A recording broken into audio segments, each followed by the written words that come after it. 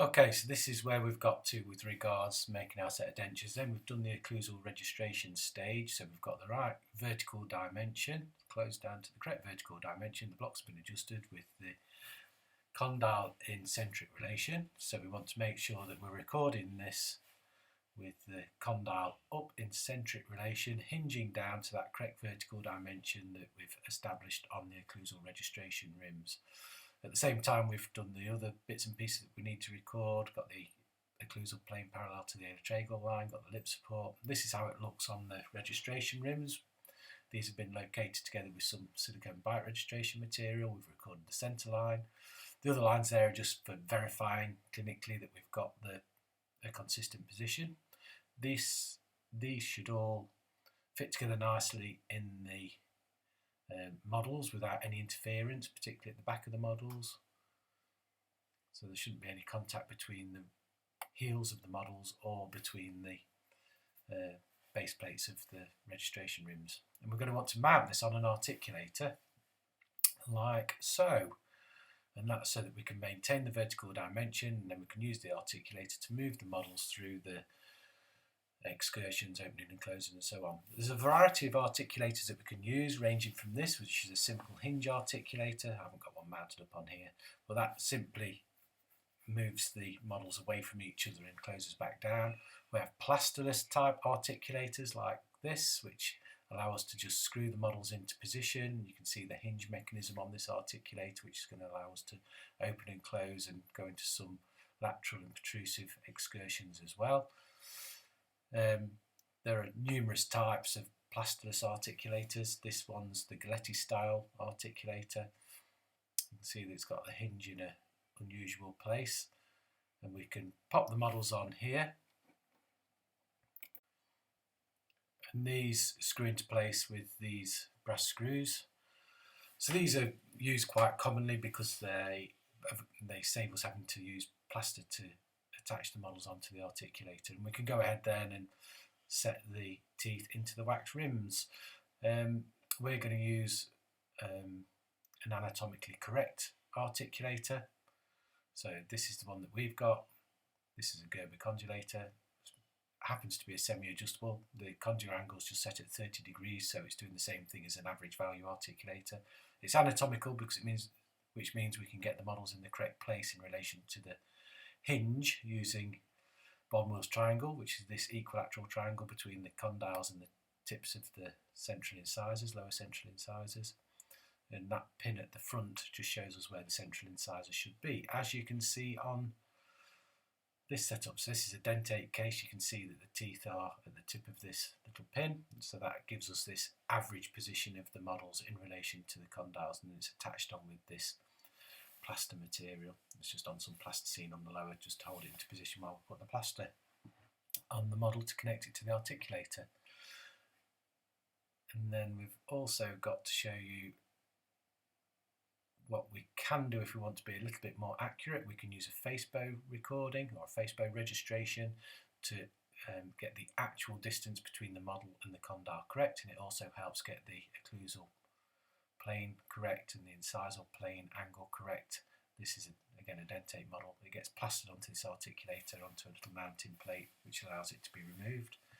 And we can also use a facebow, of course, if we've got an edentulous case, so we can attach a facebow to the occlusal surface of the upper rim, and again use that to mount the model onto the articulator at the correct distance from the hinge. Again, plaster is used to connect this to the articulator, a little mounting plate missing there on this particular example. Anyway, as I said, we're going to mount up onto this style of articulator today. It's pretty much the same with any articulator that you use. We need to get the models lined up, hold them in position either with some plasticine if we want to mount the upper first, or we can just mix up some plaster and mount the lower first, as we'll do here. With this particular articulator, you can see that a little nut gets embedded within the plaster, and that allows us to remove the mounting plaster from the articulator and to locate it back into the same position and secure it into place. So we are going to want to make some marks, make something on the surface of this model so that we can relocate the model if it happens to come off the mounting plaster. When we're flasking and packing, we're going to need to remove the model and then be able to put it back in the same place afterwards.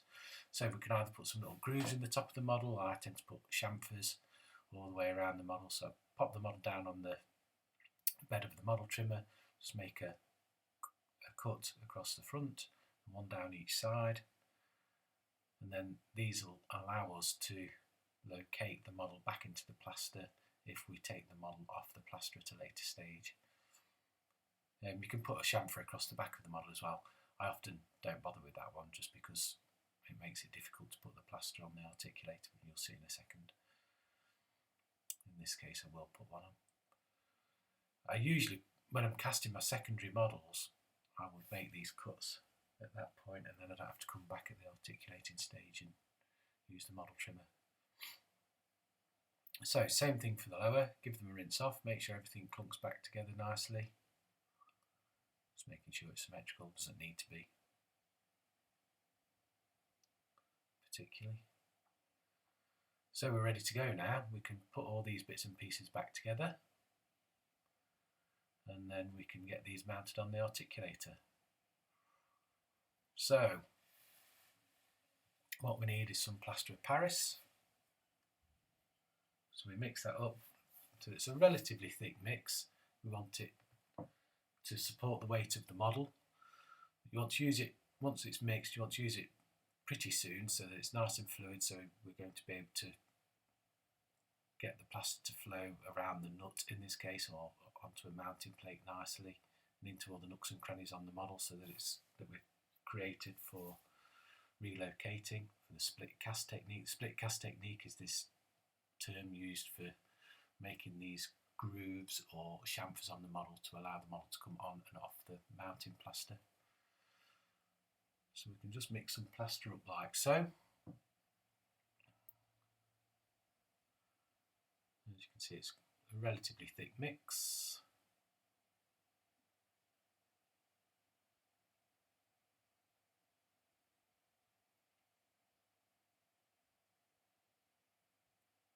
Back to the articulator. It's a good idea just to put a smear of Vaseline, very thin smear of Vaseline or the separator on your articulator, just to keep it nice and clean. And if you wanted to make sure that the models are going to come off the plaster base nicely, you can put some separator just on those as well. So either a very thin layer of Vaseline or some cold mold seal, sodium alginate, and you could just do that just on a couple of surfaces. So then we take our plaster, make sure it flows around the nut nicely, pile it up, hopefully without creating too much mess. You see mine just falls off a bit here. Whoops, let's get that back. Make it nice and tall, and then when we put the models on, hopefully this will support the weight of the models. So we want to line it up roughly, like so, and then we can close the top of the articulator down. There's our pin, which gives us the location for the front of the registration rims and the midline, of course, and then there's a couple of little marks in the posts at the back of the articulator, which you'll see in a second, which just allow us to get the occlusal plane correct. And then we want to fill the space in between the articulator and the model with plaster, making sure that this incisal pin is closed all the way down. You can put an elastic band around the articulator to help you get the occlusal plane correct as well, make sure that it's horizontal.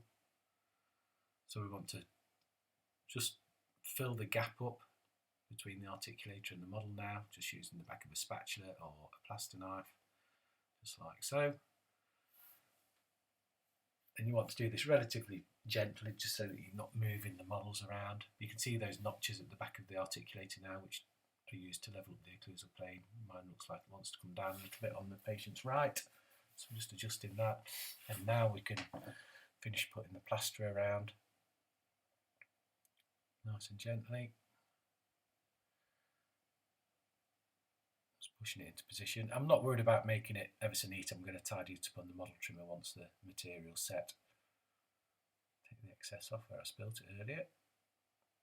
You can see that the nut above the upper model is a little bit close to the model. I actually trimmed the top model down a little bit to give myself a bit more room for the plaster before I mount the upper model. And then again at the back, just filling that void up.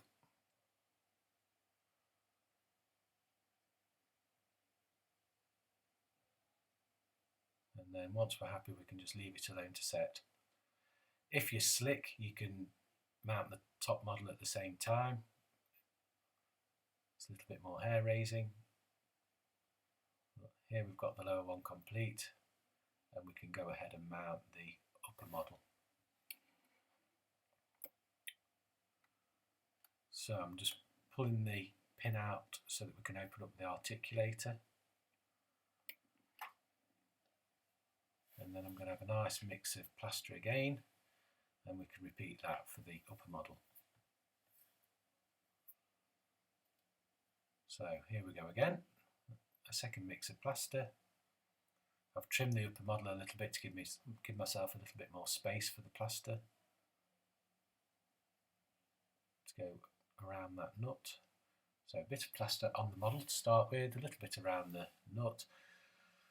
And then while the plaster is still nice and fluid, we want to close the articulator down and check that that incisal pin comes down onto the incisal table fully. Just tap it into place, double check that. And then we want to keep the articulator closed while we fill that void in between the model and the articulator. So it's the same routine again, fill in that area so it looks something like this.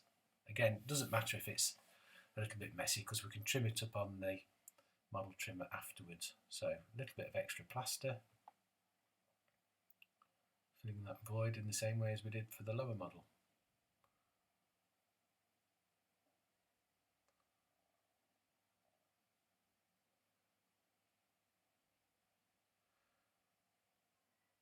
And once we've got all this done, of course, we'll be able to start setting the teeth into either these wax rims, or we can make a new base plate and use these wax rims to inform us where the teeth are going to be placed by making a stent, a little silicone stent, so that we can see where the rim is in comparison to the new base plate. A little bit more plaster there at the back. And when we're setting the teeth, we'll be setting the anterior teeth for aesthetics and the posterior teeth to create an ICP that's coincident with this centric relation position that we've recorded. Of course, if we have to do a retry, if things don't go smoothly and we've got the registration incorrect, the lower model has to be remounted to a new registration. So this, well, half of this needs to be done again. So nearly done with the plasterwork now. There's a little bit of a void there at the front, let's just fill that up. And then we can let that set and we'll trim it up. You can see I had to pull the pin out just to allow the articulator to close past the top of the model, but when we put it back in, it's in the correct place, you can see. So that lower one's pretty much set, but we'll just let the top one firm up before we try removing anything from the articulator. And we've got this nice relationship now between the models and the condyle, and we've got the incisal plane and the occlusal plane correct as we're going across the arch and back in the arch. So once everything's set, we can now remove this plaster from the articulator and trim it up and make it look a bit tidier. So we just undo the bolt, in this case, out of the top of the articulator. Pop the mounting plaster off, and you can see the detail that's been picked up with the nut embedded in the plaster. And we can take that to the model trimmer and just tidy it up around the model. Same for the lower. You can see how some of the plasters come over the edge of the articulator. We remove that first to allow us to put the mounting plaster down on the model trimmer bed easily. You'll see in a sec. Right, so through to the model trimmer.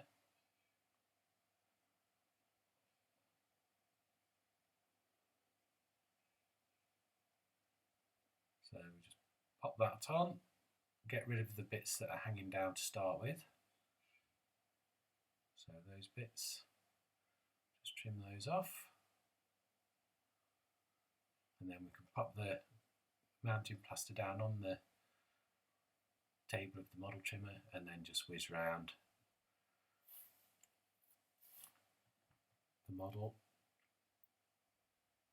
tidying it up until we can see a nice clean junction between the plaster of the model and the plaster of the articulating base. And that's it really, give it a rinse off, same for the lower.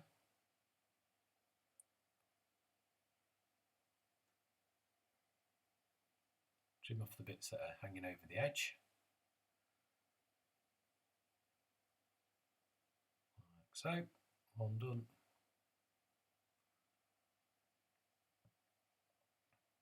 And then trim around the model again.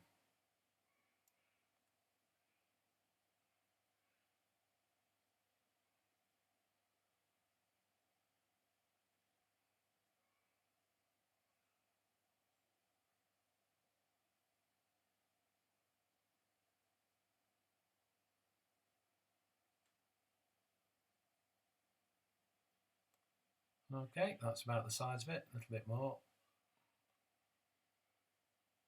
Give it a rinse, and then we just need to clean the articulator, get rid of any little bits of plaster that are on the articulator, which may stop these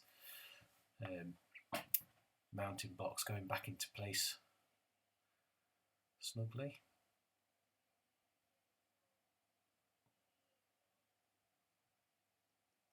So get all the bits off, make sure it's nice and clean. Any little bits on the articulator underneath those mounting blocks will stop them seating correctly. And then when we're putting them back on, we need to make sure that we get the grooves in the model, in the mounting bases, you'll see in a sec, lined up with the little grooves on the articulator. If we don't, they'll hold the plaster off the articulator, and when we tighten up the nut, it will just pull the nut out of the plaster. So tighten that back into place, it should all fit nicely, it does. Same thing for the lower.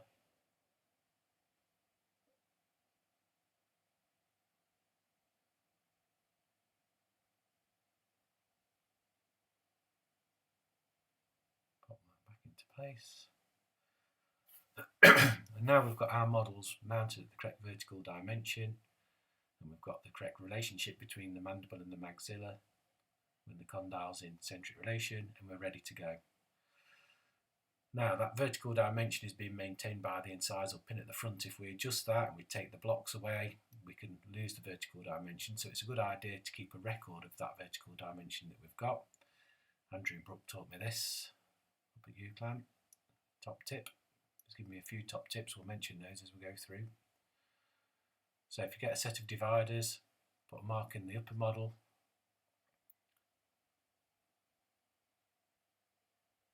and just scribe an arc in the lower model, and then you can record that distance on the top model by scribing another little arc, and then we've got a permanent record of the vertical dimension. So if we're chopping away at the waxwork now to set our teeth and we lose the vertical dimension, we can always re-establish it.